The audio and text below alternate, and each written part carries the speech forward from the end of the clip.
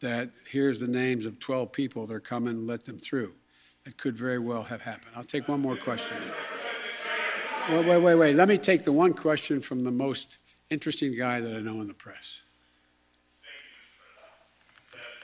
That's you. Mr. President, there had not been a U.S. service member killed in combat in Afghanistan since February of 2020. You set a deadline, you pulled troops out, you sent troops back in, and now 12 Marines are dead. You said the buck stops with you. Do you bear any responsibility for the way that things have unfolded in the last 2 weeks? I bear responsibility for fundamentally all that's happened of late. But here's the deal. You know, I wish you'd one day say these things, you know as well as I do that the former president made a deal with the Taliban that he would get all American forces out of Afghanistan by May 1. In return, the commitment was made, and that was a year before.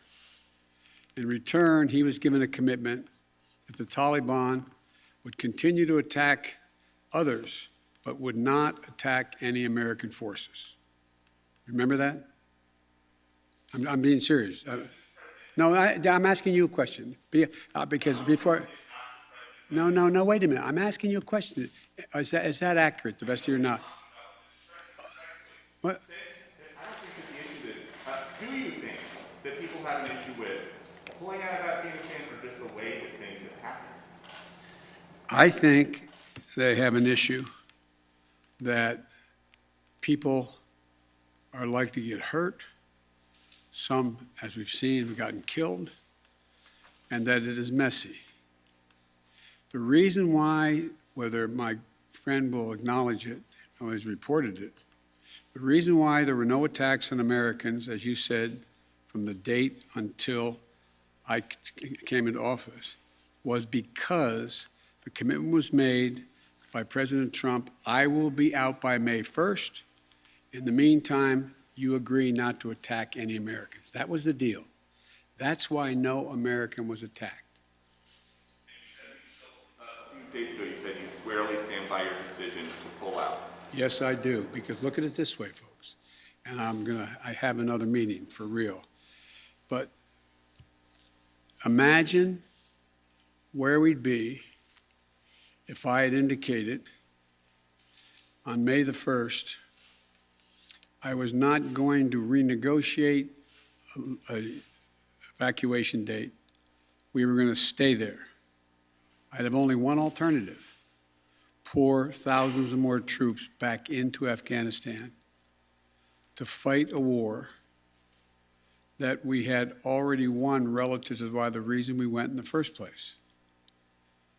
I have never been of the view that we should be sacrificing American lives to try to establish a democratic government in Afghanistan, a country that has never once in its entire history been a united country and is made up, I don't mean this in a derogatory, made up of different tribes who have never, ever gotten along with one another.